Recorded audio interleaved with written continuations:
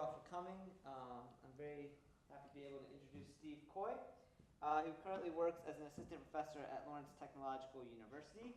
Steve received a BFA from the University of Michigan in 2001 and an MFA from the University of Hawaii in 2007. Missing Hawaii on a day like today. Well, today's a little warmer, I guess. I also took 3 years to write my thesis. I was just thinking about that. Didn't really want to leave. Yeah. So Coy works in many media, including street art, performance, video, installation, new media, design, and photography, often in various combinations. He currently lives and works in Detroit, Michigan. His most notable project, the Hygienic Dress League, is a collaboration with his wife, Dorada Coy. Their large-scale public interventions have surfaced in over 19 different cities in 9 different countries, spanning 3 continents. The project work has been recognized in both critical and popular media, including New York Times, Hyperallergic, New Yorker, Bad at Sports, The Economist, and USA Today. Their work has also appeared in numerous books, films, and TV shows, including a film that's available on Netflix, right? So Google Steve on Netflix, you know. Detropia, yeah. Detroitopia. Yeah. And then on a personal note, I've had the chance over the last couple of years to collaborate with Steve on a number of projects. He's super creative and energetic. And also, I was thinking about this as we're walking over here, a large-scale thinker, which I think is, so therefore I think it's really appropriate that you're going to talk to us about walls today. So please join me in welcoming Steve Coy.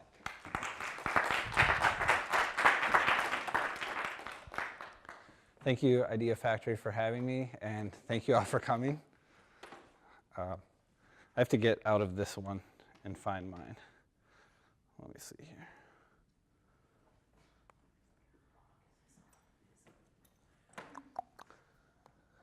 Which actually starts the exact same way.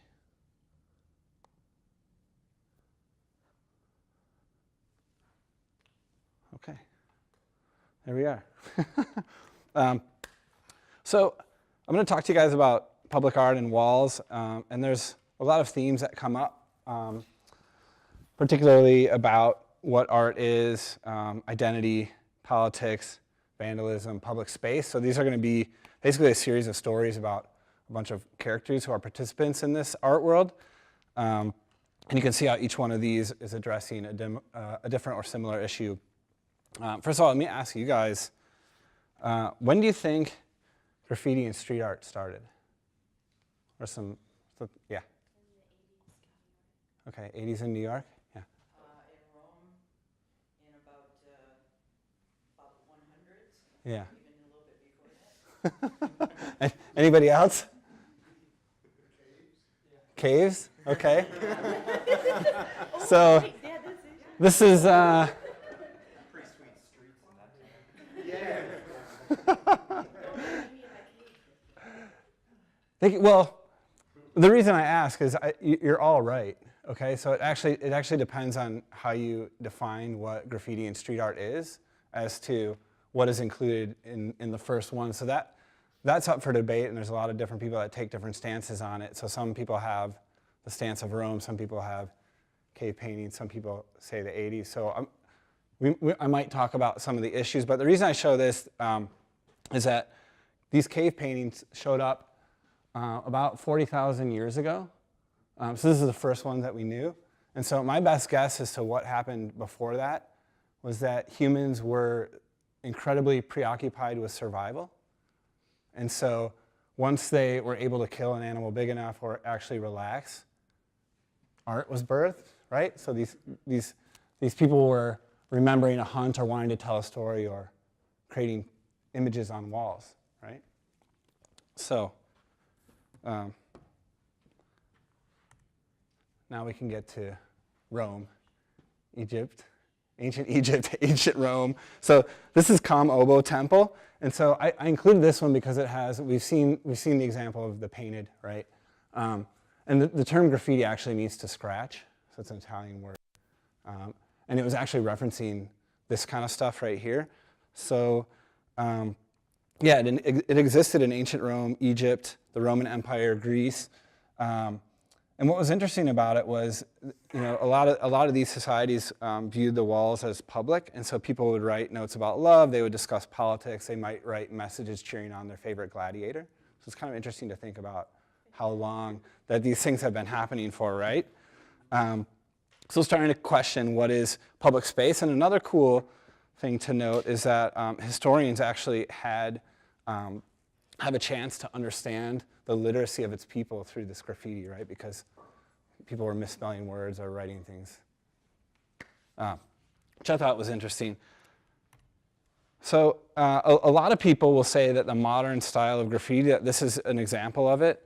And it's basically in Turkey. And there wasn't really a date. I mean, it's in ancient times. But this was an advertisement for a brothel. So it was a prostitute selling her services. And basically, the foot is telling you where to go. And there's a hand out there to show that you're supposed to pay. And so there's some people consider this to be the first modern graffiti. I'm not sure. It could have something to do with the fact that it was probably in that culture considered to be vandalism, whereas in the Roman times it was more acceptable to have this stuff written down. But it's been going on forever, right? Which is interesting. So this is a World War II soldier, painting a picture of something tropical, trying to escape the horrors of war.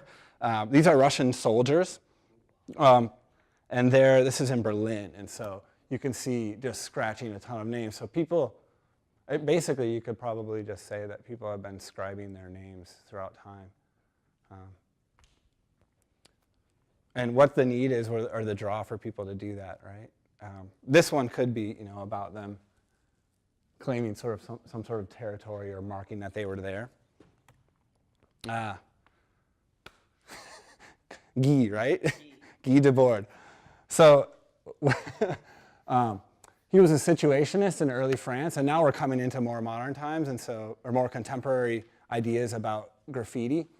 And I think this will circle back to some of those themes I was telling you about, talking about politics and such. But do you want to talk a little bit about, Paul, I know you probably weren't prepared to talk, but do you just want to summarize a bit about what this book is? And I know that you are probably pretty familiar with it. It's been a while, Steve. All right, I'll get at it. That's the I'll get first at time it. that I hear you say something like that. You say something. He goes, The only thing I'll say is actually trivia. So the first English translation, this book was published in the 60s, and the first English translation was actually put out in Detroit by Yes, a couple. which is super interesting. Yeah, so in fact, I think it's still in print. They were a small press, kind of radical publisher, and they put this work out. Yeah, and I'm not sure which version. Yeah, I'm not That sure if might this is be cover that or- might be the yeah, one. might be that I think one, it might be, yeah, which is the copy that I have. Anyway, he basically talks about the fact that commodity and corporations and the media is controlling our minds, right? So we're these hypnotized people that are being controlled by these higher beings, right? Which is interesting because I think this is the birth of the kind of philosophy behind the starting of the contemporary movement, street art movement, and the whole counterculture movement. So for me, I mean, I would say all of those other examples are there, but this is kind of like a turning point or an added layer. And so what he did was, his theory was basically, this says basically don't work, right? Because you're being controlled by something, right? And so he thought if I write these messages in the street that I can basically snap people out of this hypnotic state. And of course, it's a dense theoretical book, and there's a lot more in there, but I'm just like briefly summarizing that for you. Is there anything else I want to say? All right, so now between here and here, the spray can is invented, okay? And so what do you think happens now? Like, basically, what does the spray can allow you?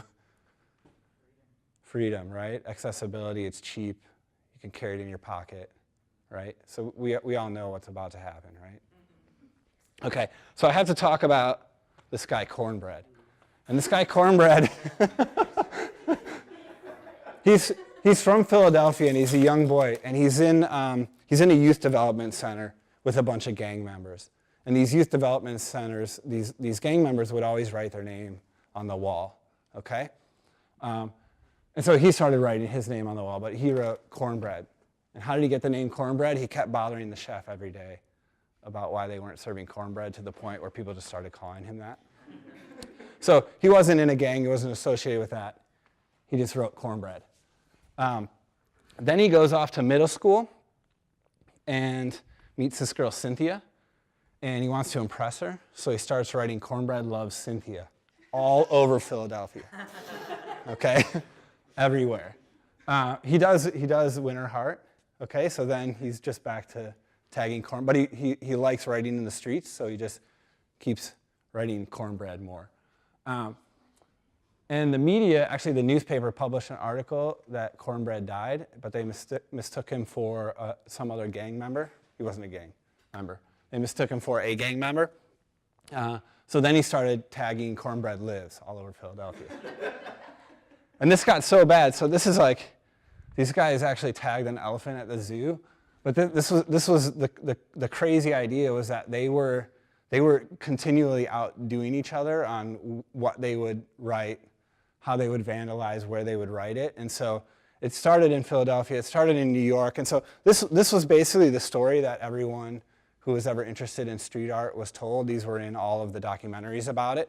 But then there was this other guy that came along, and his name was Herbert Cole, and he actually said, no, man, in New York City, in Spanish Harlem, these kids were also writing their names, right?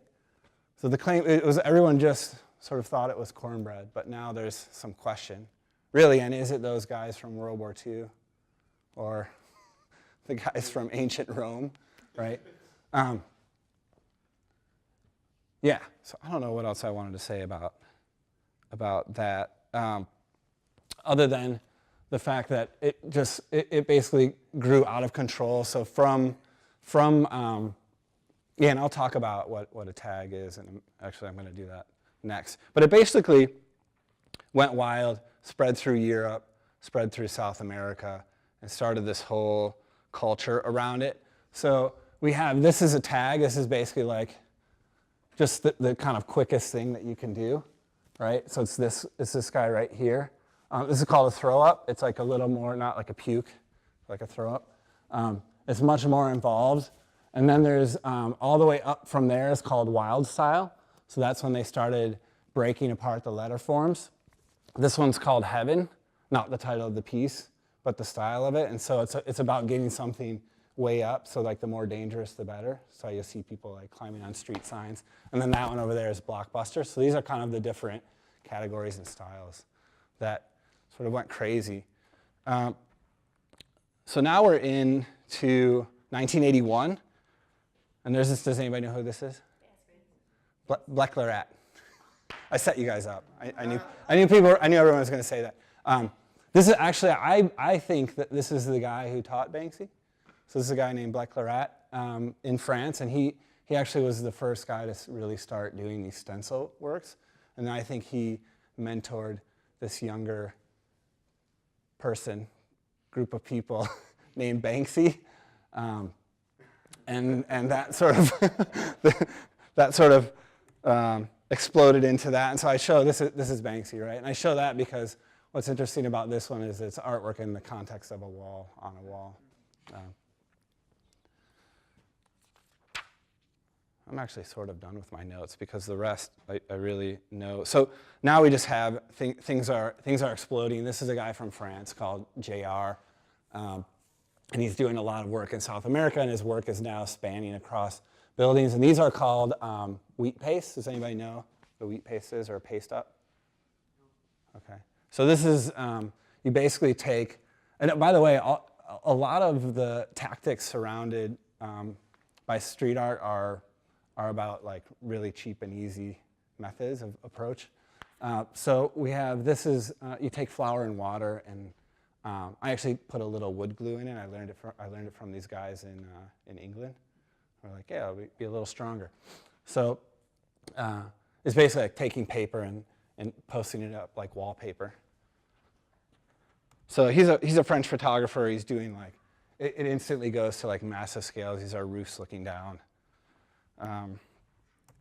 Os Gemios brothers from Sao Paulo. This is actually in Lisbon, Portugal. It's a really beautiful wall.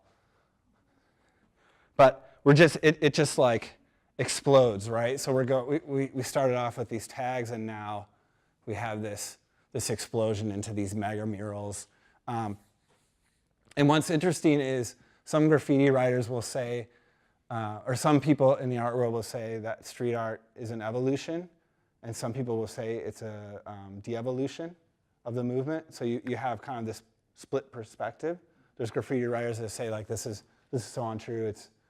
And we get no respect. And there's another thing that happened too when the movement kind of split, because you have all these graffiti writers. If you think that it's split, you have all these street artists who are getting large commissions, and it's being publicly accepted, and now it's being institutionalized. So we have Banksy's doing museum shows in Boston, and so it just kind of turns the whole world on its end. And which is interesting is it's going to kind of circle back when I get to my work about what happens when counterculture becomes pop culture and a movement gets over-commercialized and kind of appropriated into corporate realms, because now people are using all of this stuff to make money, right?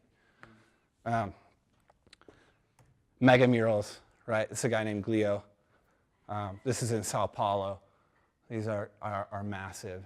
And so like the skill level, you get all these people. This is one of my favorite guys, El Mac, and he's just like one of the most talented human beings with a spray can. And then there's some writing in the back. That's a guy named Retna from LA. Does these letter forms, and these two guys got together to create beautiful work. This is Swoon. She just had an exhibition, I think it was last year, maybe 2 years ago at the DIA. This is wheat paste, and so she went to Pratt and would just draw all day in her studio. She lives in Red Hook, not far from Bo Stanton, who's coming in a week or two. Yeah, 2 weeks. So, what's that? To do a piece, exactly. I didn't put him in here, but I could have, I guess.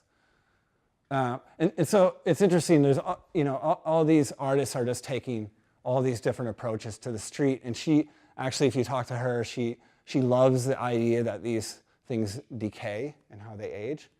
So she loves the wheat paste, right? But also, it's easier and quicker to get up. So right, there's different views on it, where like a graffiti writer will say, I spent 5 hours risking, being caught by the police or beat up by a rival gang member to paint this, and you sat in your studio for 10 hours making that, and you only had to spend 5 minutes on the street to paint it up. So there's,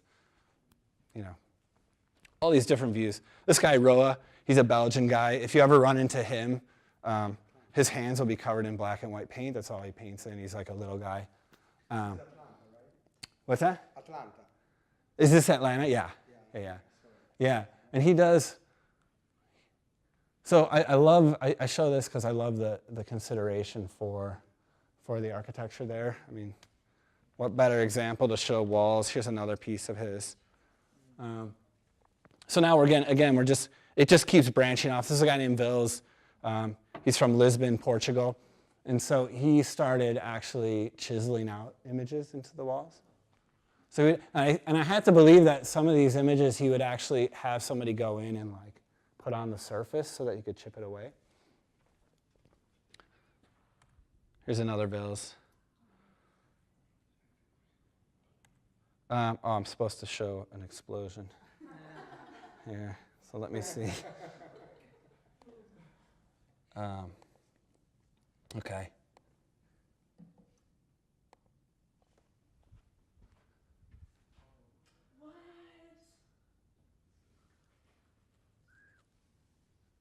So you'll see it's one of his images. I don't think the video clears all the way, but you can see that he also sets up detonations. And there's another video on here, I think, that will show some more of it. So there's a bit of performance in it as well.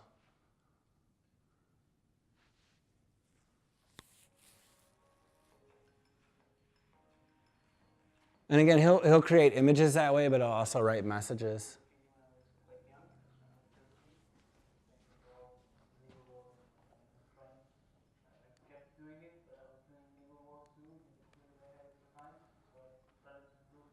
All right. Well, let me see if there's some more explosions. Maybe not. All right. Well, we'll get to that. What happened to my? Let's pull this back up. Oh, ID factory. Okay. We're back.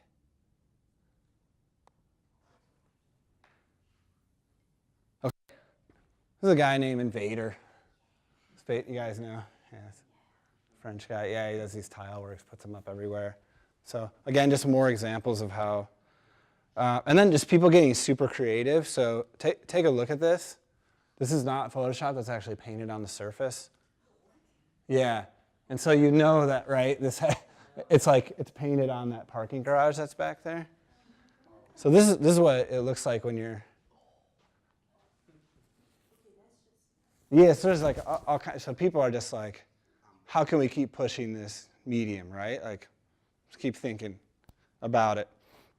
And I show this because I think it kind of circles back to the ancient Rome piece, where it's like, that is an amazing collaboration by a ton of people, right? And it's, in some ways, it's kind of true democracy. You can just go up and write your message, and it stays on until somebody else writes their message.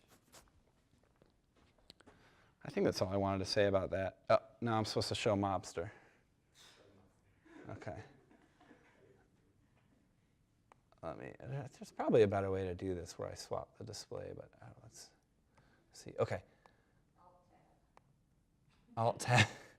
And let's go.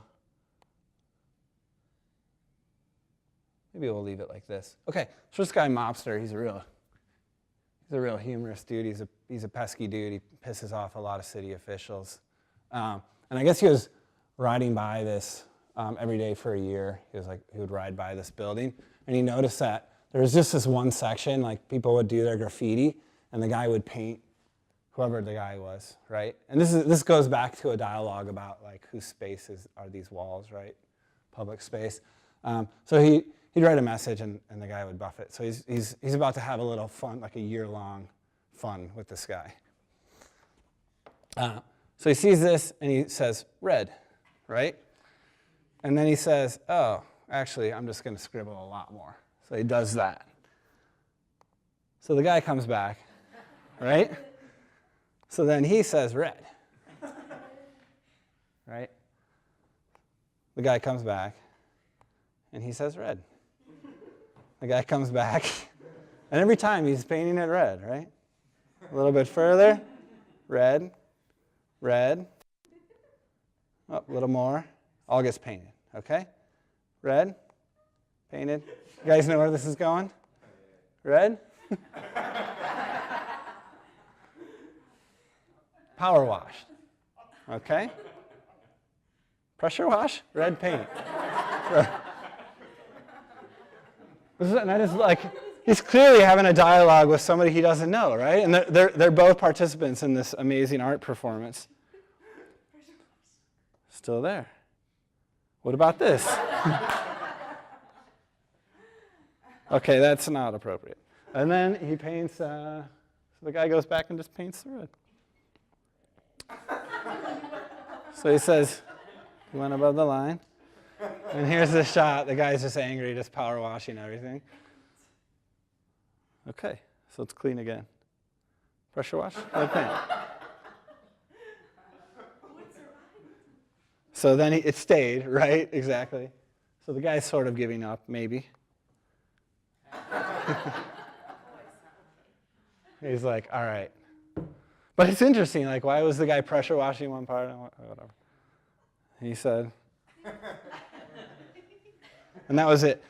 There's another one, too. You guys want to see another mobster? Okay. Once upon a time, a story appeared on a wall. But it only progressed when the wall was repainted. And so a strange harmony was found between two opposing forces. The end. And so he does a lot of interesting things too. And this is this is an important part of this, an important part of the street art movement. So he has other work that he does that he actually goes after billboards, and a lot of other people will as well. And so it's interesting to hear people, I hear it a lot, that people will say, street art is vandalism and it's destructive. And yet they'll have no issue with an advertisement or a company being able to write whatever message that they want in public view, right? So, and that's one question I think we raise is like, well, why don't we just be the corporation and put our advertisements out there? So it's a little precursor to some of the work that I'm doing. Oh, that's it. All right, let's go back.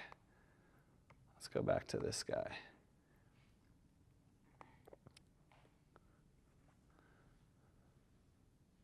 Okay.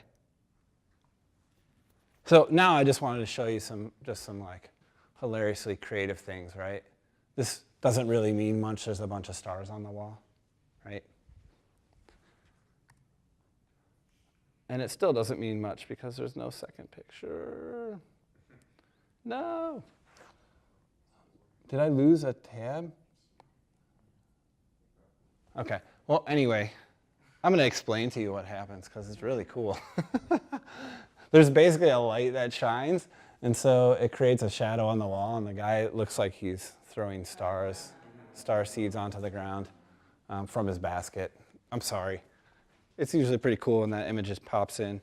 Not a wall, but nonetheless public space. And I love when artists appropriate something that's already there, right? So much of what I've been talking about is how they're appropriating walls in different ways for whatever sort of theme or interest that they want. And this is he's called the Russian Banksy. He has a different name. People just nicknamed him that. Yeah, yeah. I mean, nobody would want to be the American Banksy, the Russian Banksy, right? You just want to be you. Anyway, it's just super clever to appropriate your environment in that way. Here's another example of that, and there's tons of examples where you're just thinking about your environment and lining things up. So, how much time? We have About 15 minutes. 15 minutes? Okay. Talking, or Q&A. Yeah, okay, good. So, as I said, now I'll talk about my project a little bit. And so, if you think about this idea of pop culture and over-commercialization of this counterculture thing, right? There's somebody that's bound to come along and create a project that's a satire of that. So, we're a legal corporation in the state of Michigan. We don't manufacture or sell anything. We don't really do anything except for promote. So think of Nike and take away the shoe. This is Microsoft's revenue in billions of dollars from 2007 to 2010. This is Hygienic Dress League's revenue in billions of dollars by comparison. So that basically leaves us with one thing, and that's our mission is to promote our mission. It's our corporate motto. And so within the corporation, we have these characters, and it's a way for us to be able to critique society. And there's different classes. So these are the executives. This is actually was the Tropia. I think it was a scene from there, and like on the cover of their thing. And then so the next level are these transporters. They're kind of like mid-level management. They always carry around these cases. Nobody really knows what they're doing. And then there's the extractors. These are at the lowest level employees. This is a piece that was up in Toledo. It's one of the first pieces we did. And I remember when we put it up, there was just a ton of people wondering what store was going to be there and why. And the city, I asked the city if we could do it, and the guy said, I don't care as long as you don't get hurt. And so I signed this letter saying that like I could be on city property and do things like this. That was back before they didn't really understand why anybody would want to paint outside. And so we kept doing it again and again. And so this is another one on another vacant building, and another one on another vacant building. And again, we're playing into our environment. This is one we painted downtown, and it actually got buffed. That's what it's called when your work gets erased, and that's what Mobster does. So he writes a message, and then it gets buffed, and then you'd write a new message. And so this one we did on like a Sunday morning in Detroit, and it was gone a couple days later. So apparently this was a wall that people cared about more than some of the other walls. So we did it again, and we just put new location up there. It's on Eastern Market. And we did this piece called Detroit Revolution coming this summer, and what's great about that is the revolution can happen every summer because we didn't date it. Neon piece that we did on a hotel, a vacant hotel, no vacancy. Some performance mixed in there to kind of add to the narrative. This is like a shout out to the neo-Renaissance, these characters we painted. This building's no longer there. What I loved about these pieces is that a ton of graffiti writers and other people, this building that's for Detroit, that's like relatively untouched if you think about like just those little scribbles of graffiti. And once we did this, there's like big bubble letters came, and this guy well known called Katsu who figured out how to put paint into a fire hydrant and like blast buildings really big, came and contributed. So it was like, all these great collaborations with people. This is in London. This one, so it's really funny, right there. We were scouting this location in London, so I walked up and I was asking this parking attendant guy, and he's like, you can absolutely not paint on this wall. And he's like, at least not while I'm here. I'm going to leave in an hour. And he's like, well, whatever happens after that happens. So we came back the next day to paint it after he left, and this appeared, right? It said, I went to London and all I got was this photo of some lousy street art. And I was like, that is perfect. I want my work right above that. I want my work to be that lousy street art. And so later it came out that Banksy had done that in between us going to talk to the parking attendant and then going back the next day to paint it. So we just like bumped it up. And we were like, should we paint over this? Or I'm like, we can't paint over that because it frames our work perfectly. And this was fun too, another fun story. We were in between waiting to paint that wall, talking to the parking attendant. We went into this market and we found a mannequin, and I was like, okay, we have to go to the hardware store and get a gas mask and a safety goggles and some gold spray paint and the painter suit. So we like quickly made up this guy, and then we knocked on some guy's store and we were like, hey, can we climb up on your roof and tie this guy up there? And he let us do it. Berlin, Poland, PNC Bank. And what I found really interesting about this one, so here's a woman taking a picture of it. This one stayed up I was surprised because it's PNC Bank, right? Like I thought it was going to go down in a matter of like a day or two, and it stayed up for like 4 or 5 weeks. And I later found out that like basically it went through, like it had to go all the way up to like some people in New York because they had to follow protocol. Like they're not allowed to just like remove something or alter the outside of their building. So it really confused some people. And I have a picture, I didn't include it, but there's a picture of a guy like angrily ripping little pieces. Often somebody sent me a picture because a bunch of people were taking pictures as this guy was like out peeling it off. A barn, so context is also important, right? And a different way to create some social messaging about profit and our food health. And it was fun to work with the local community up there too. This is in Cleveland, entirely gold building. New Orleans, we're at Mardi Gras. I'm not really. Hawaii, I mean it really was in New Orleans, but we weren't there for Mardi Gras. Oakland, California. Some toilet paper we printed our work on and then smuggled it into bathrooms. Various cities in New York and Toronto, and projection. So the steam vents, we took videos. So again, I showed you some examples of other ways that people are pushing it. And this is kind of super secret. We haven't put this one out there yet. It's there in Detroit and you can go find it, but this is actually some interactive street art. and I'll play you a video so you can see how it works. But there's these pigeons that walk back and forth, and as you walk by, you can scare them, and if you swat one just right, one of the pigeons will shit a diamond. So, and we're doing a lot of other work that's not wall related. Now we're getting into installation and other things, but I wanted to keep it on the wall path. So that's what I got. All right, well, thanks, Steve. And we have plenty of time for questions, comments, engagement. I have a question.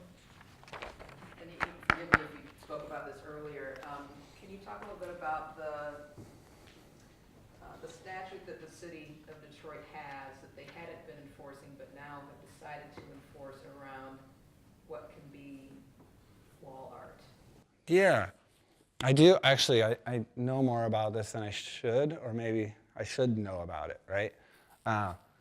It was, I think it was always there, right? So it basically I don't think there's anything in there that says, like, you can actually fine people for graffiti. So what they do is there's a statute or a law that says if you have an advertisement on your building and it's not like a registered advertisement, then you have to pay a fine.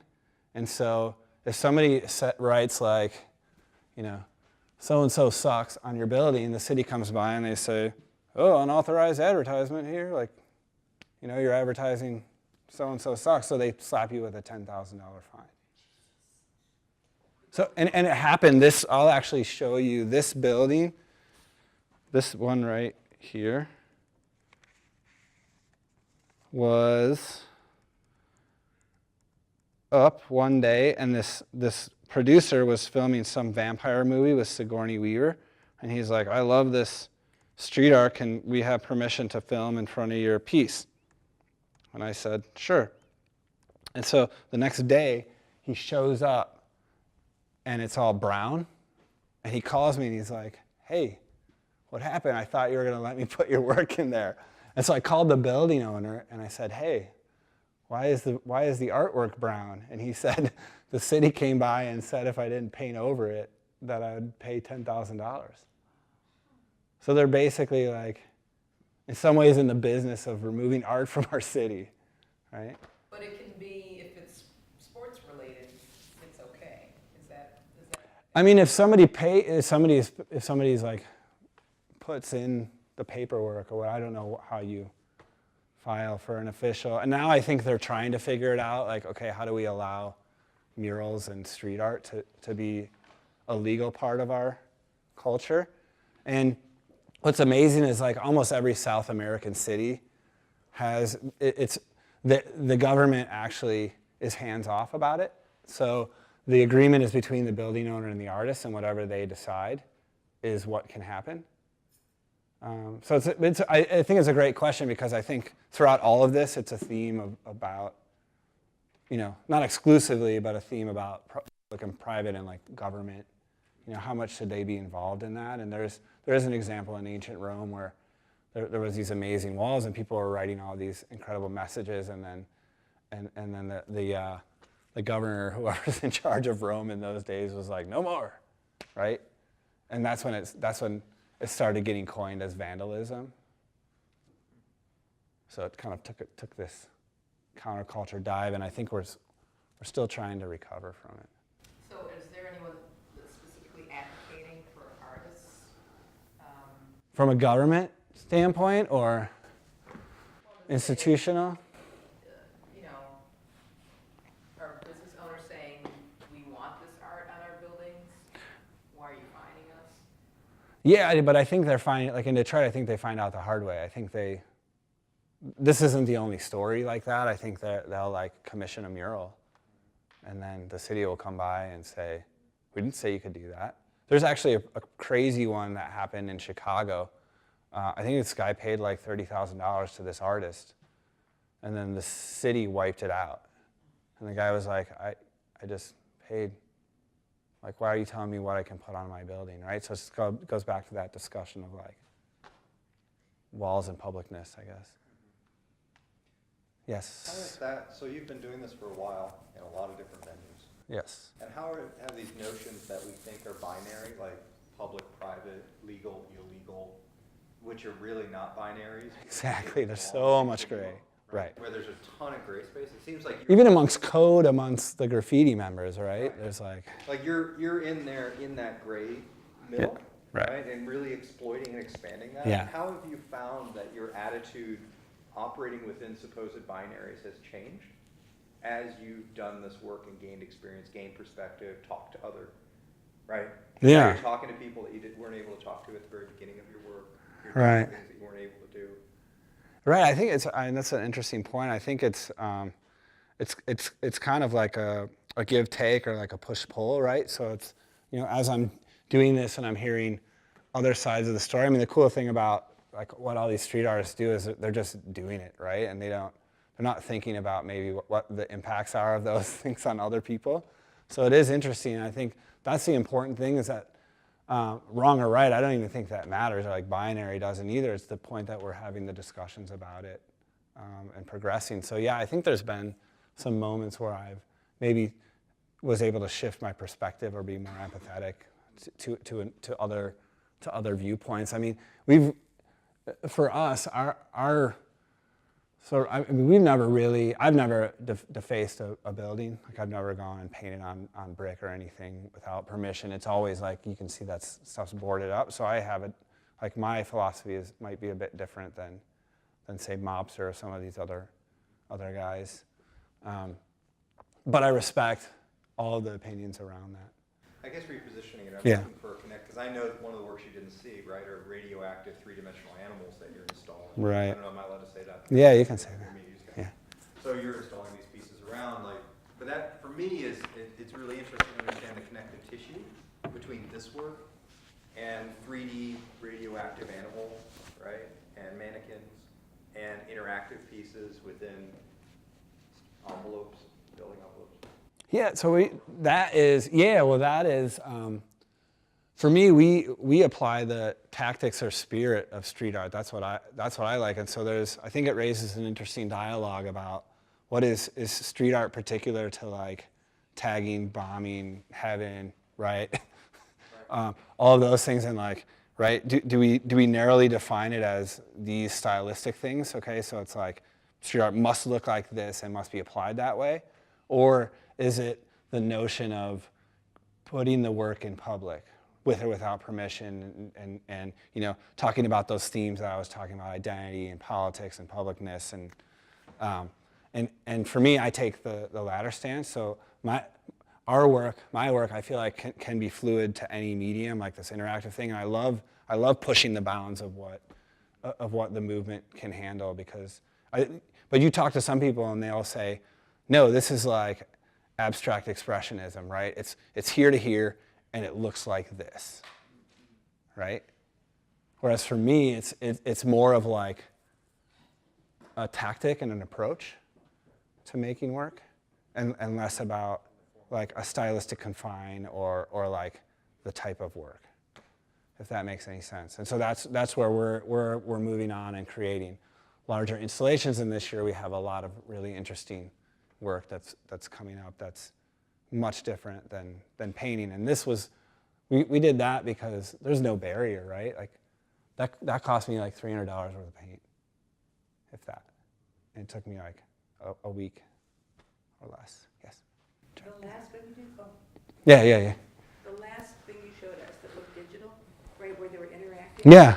Is that something that's exterior or is it interior? And in a case like that, you have to have a relationship, right, with the people who have that building. Our projectors, there's a film on the window, and there are some humongous expensive projectors on the inside of that building.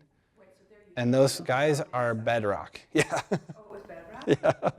That's cool. Yeah. And so what's amazing though about this is I heard people, hey, get back. I heard a couple stories, and I love stories like this because I want these things to be magic, right? And so I heard a story of somebody saying, did you see there's like pigeons trapped inside of this building, and they're like, it's backlit. So some people didn't even, because they were like, yeah, well, if you run by, they'll fly up in the air because you're scaring them. So there's people that were thinking that there's real birds in there. That's really interesting that by developing relationships, Yeah. you can expand your art. Yeah, yeah. It's one aspect of, the community aspect. And for me too, it goes back to that.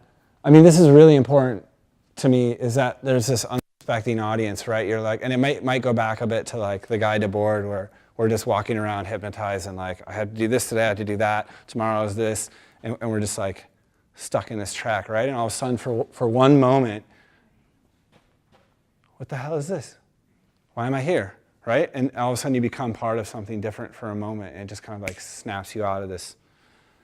You're moving and you're like, holy shit, these pigeons are flying around, and you can swat them, and it's, it's like, and then somebody walks away, and a diamond falls out, right? And then you walk away and you're like, why? What was that? And so I don't know, I actually kind of love that confusion. It's for me, what I loved about street art. Anywhere I go, I still like, it's the most exciting thing for me to walk around the corner and see a Roa, and I'm just standing there, I'm like, oh yes. Right, so did How you beautiful have is to pitch that to Bedrock? Did you have to have a proposal? Yes, this, yeah. Yeah, and actually I didn't pitch to them. Some gallery said, I'm working with some people who have a lot of money that want to do big projects. What would you do? And I said, well, I have this idea to create an interactive piece. And I did it already. We did a prototype run of it in Montreal for a festival. So it was, yeah, I'm sorry, yeah. I am very interested to hear your thoughts on the Heidelberg project, Detroit, like kind of what it meant for the city of Detroit and all of that. Yeah, so that is, and Carlos, you're familiar with that one too, right? Yeah. That's amazing, and that for me is like, first of all, let me just say, there's all these like potential subcategories that you could get into, and I think people are starting to talk about that as like a street folk, right? So it's like that's the style of it, and I think it's very much in the vein of this whole movement, right? It's very public, and I mean, I don't know what to say about it other than it's incredible, right? And he was able to do it, but he was, he was a pioneer for all of us who do this stuff, in particular in Detroit, because he was having the same battles as like you see Mobster, right? Like putting his work up, and he's playing into it, right? He's making a joke about it, but Tyree, unfortunately, like the city was not accepting of this thing for so long and just didn't understand it, and houses kept getting knocked down, and then there was the fires. So in some ways it's like tragic, and I know Tyree eventually just got kind of like burnt out on it and didn't want to do it anymore, but he's known all over the world, and I think the art world views him as a hero. And he's, in the height of his popularity, there was like 300,000 or 400,000 visitors that were going to this neighborhood in Detroit, right? That was the poorest zip code in the country. So if you think about the power of art, that's one of the best examples. Yeah. I would like to know something about what you think about this strange relationship between money and street art. In particular, I will start with an example. There is this guy.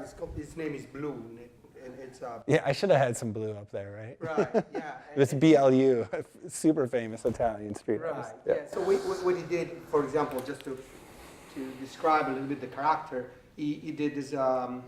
He painted. He was asked to paint the external walls of the Contemporary Museum of Los Angeles, and he did like an entire wall made of coffins with American flags and money, something like that. Right. So obviously people were really offended by that, and they painted, black or white, and they destroyed the piece.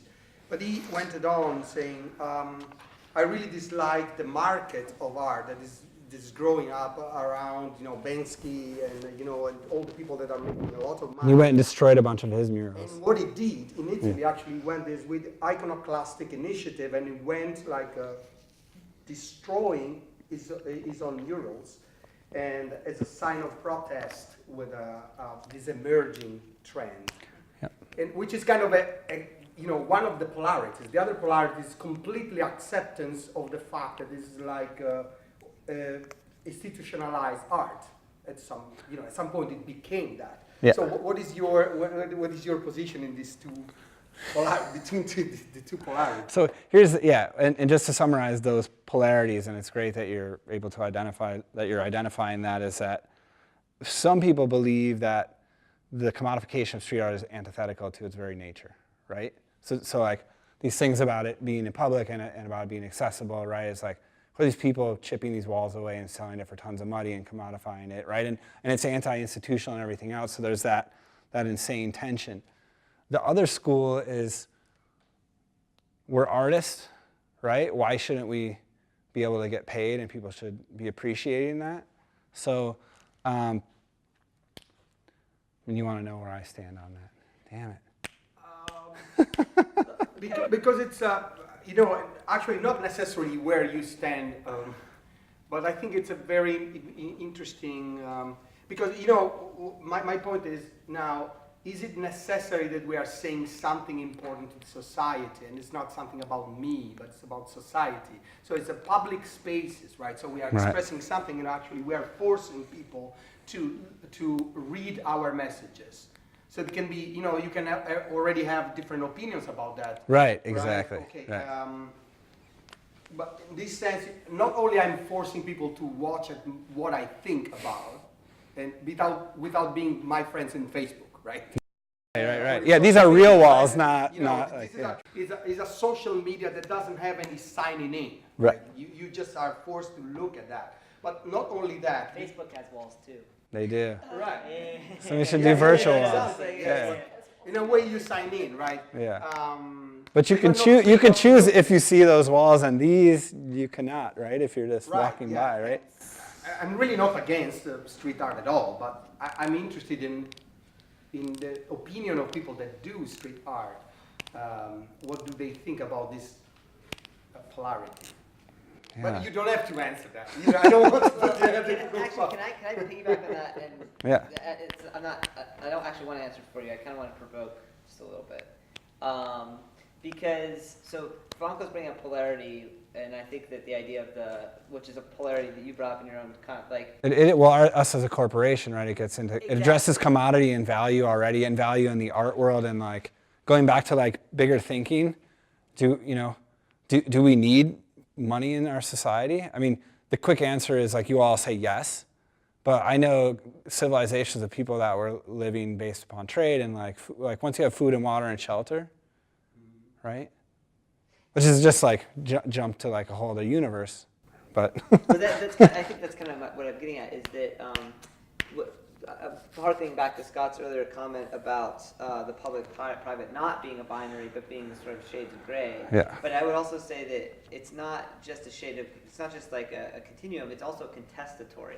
And I think that the corporation plays an important role into this, right? Because what you're talking about is not just the state versus the individual, or the state and the society at large. You're also talking about Detroit as a corporatized space, right? Which is being purchased and owned and or any space, any public space. Yeah, right? and I like so my provocation is, and I say this as someone who's actually really fan of your work. I think you are putting into play these kinds of issues on a conceptual level, and I think the work's also just really fun to look at. But like, the birds on the screen there remind me of stuff that I do encounter that is art in like international airports, right? You know what I mean? Which is like, and if you think of the international airport as this incredibly complicated blend of the corporate and state apparatus at the same time, do you know what I mean? Right. And there, it actually is having a spectacle effect in the board sense, because it's sort of like trying to keep me from being like exhausted as I run from like one terminal to the other,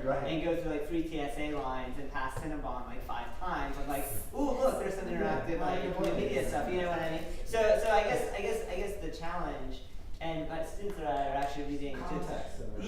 So context is that, but also like how close can you get to ironizing? Because I really think that the corporate part of this is about irony. Oh, totally. And without just sort of like being reappropriated, right?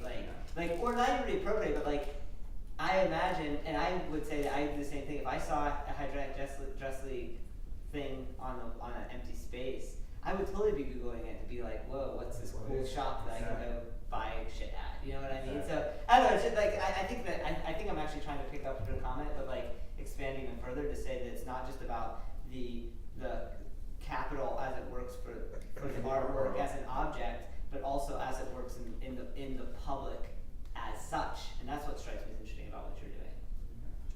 Does that make So sense? I have a comment on top of that. It's also not just the monetizing. Once it becomes public, it begs the question, especially if you're not being paid, either way, it begs the question about it's media. Anything that delivers a message, art is media, right? So the question is, do you feel a responsibility? Anyone who creates a message in a public place, do we have a responsibility, whether you're paid or not? Because it's now a wall, you know, like you had the thing like pew pew pew, you know, and they covered it. Do you feel like you have a responsibility when you're on the outside of the public as opposed to in a gallery? What's the message, and do you have a responsibility, or other artists who are doing that? Whether it's monetized or not, the ethics. What gives me or any of these other people the right to have our message in the street over somebody else? Right, whether And maybe you the pay simple answer is the fact that an we're ad, doing it and other people aren't. or do you feel a responsibility when you do it? I think that's up to an individual, but yeah, I mean, I think I have a line. Because you do clearly have politics, which you're hoping are gonna make the world a better place. Yeah, by questioning and pushing and making people think about corporations. Well, in a way, money is kind of like an abstract concept because we don't place value on it, but in turn it's only a piece of paper, a bunch of numbers. Exactly right. So, and it leads up to like we're going to do an IPO, right? So we're going to sell shares in this corporation that does nothing, right? To further comment on that, and like, what is it? People would have to sue us. People would have to prove that art isn't valuable in order to win a lawsuit against us, buying into our corporation, because we're not making them any money. We're just putting work out there, right? Yeah, so it seems like there's this like two faces where one face is the politics of making street art and the other face is the kind of the impulse to say I was here / like create an effect. And it seems like, especially with the use of repetition of certain imagery, going back to Cornbread, but also repetition of imagery in your art, there's the, hey, this is me, I'm the one who is here, or we are the ones who are here. So how do you think about like the role of that sort of impulse in your work or other people's work? Yeah, I think we all draw, right? I think we all draw directly from, I don't know what the, like, it would be interesting to see the human psychology behind our need to like. I'm really fascinated. Steve was here, because it's been like, this lecture, right, my research to give this talk proves that it's been, and even people here, right, like Steve's like, we've been painting on caves for 40,000 years, we've been doing this, right? One way or the other. And I think it varies, right? So like the graffiti writer or the tagger is just like, it's about proliferating. It's kind of pretty much it. It's about being in as many places and providing that. And I think that's where the dialogue starts to spread. But I think the spirit of that was appropriated or taken by some other street artists that started creating messages that had more depth to them beyond Cornbread, right? And we all owe our nod to all of those guys, right? Because that was, and basically that's what I was saying about the spirit of it. And I have talks with a lot of my friends in the world, and one of my friends swears that like the spirit of the tagger is now on the internet through hackers, right? So that's where it is, and it's no longer really alive in the street because it's all like institutionalized murals. So it's everybody, yeah, it's just like there's all these different, it's really hard to evaluate something standing kind of right in the middle of it. I think when we get a little more perspective, we'll see what those things are. But for myself, I take that spirit on and carry it to other places. But again, it's like if I'm viewing street art as a tactic, like I said, right? As a means of dissemination. Yes. I was going to say, like, the permanence of street art is something that's always intrigued me. And being a street artist yourself, do you have to accept and almost relinquish your rights to it, knowing that as soon as it becomes public, it's almost in the public's hands and will be not as long lasting as if you had it in a gallery? Yes, you do. And actually, for me, there's a lot of different views on that. So there's some graffiti writers that will put up a work, and the longer it rides, the longer it stays up. They equate that to better work, right? So there's this kind of like honor in having it stay up longer and longer to live on.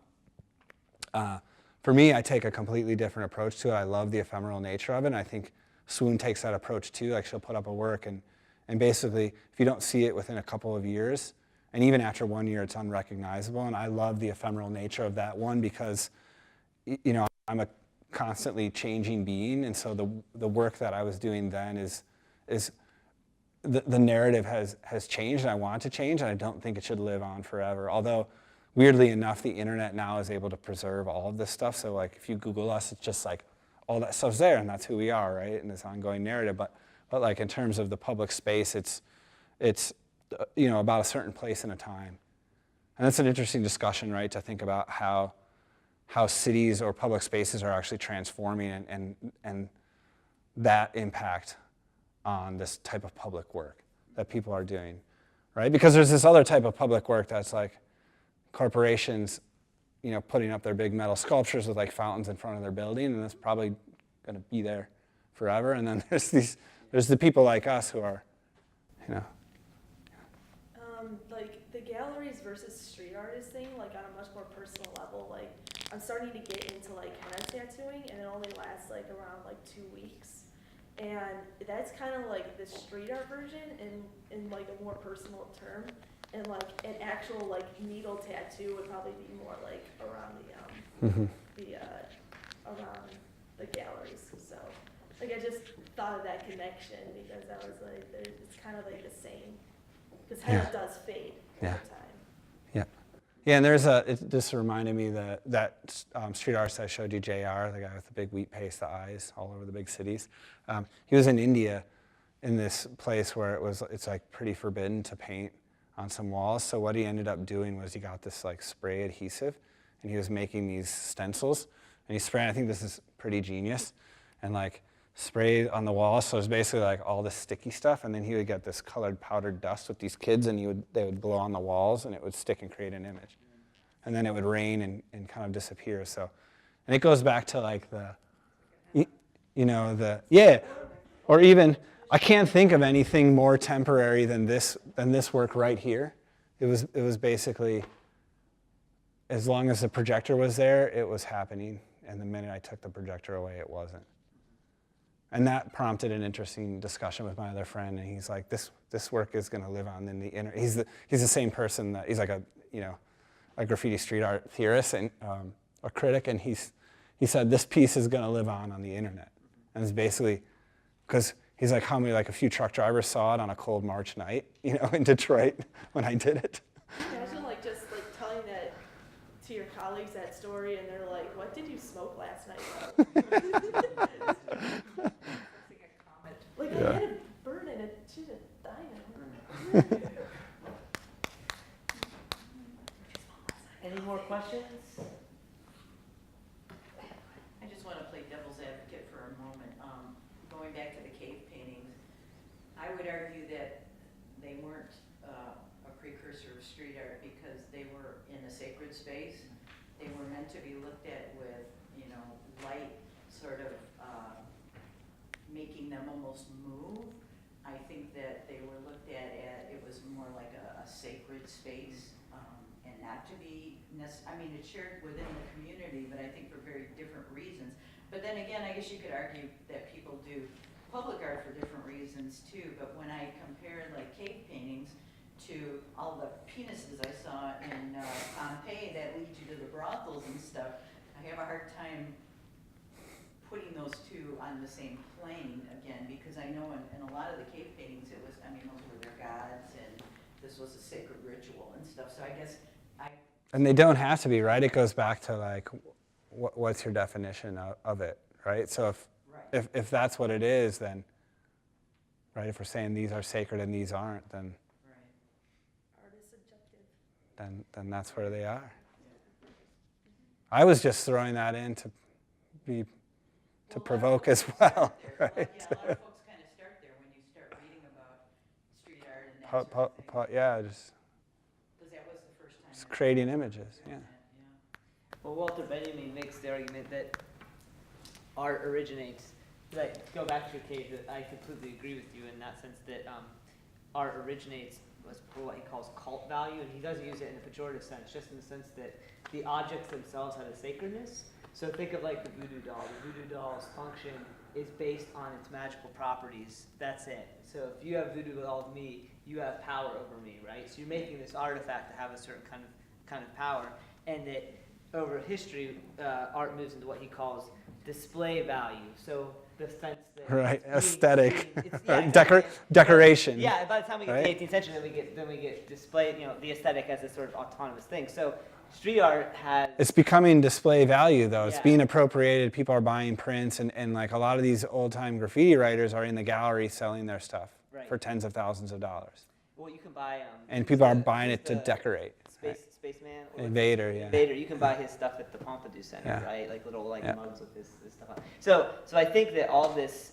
What's interesting about the idea that it's moving to the internet is that the internet is, as archive, seems to displace the kind of placedness of the ephemeral, which seems to be an interesting interstice between like the cult value as its sort of like sacred identity or aura versus display value, where it's as many clicks as you can possibly get. So I think all of these questions. And that's a big theme I see too. Like, right? It's like Right. the Instagram views and right, and it's like circles back to this idea of the self-promoting. Right? You're putting this work out there. And, Exactly.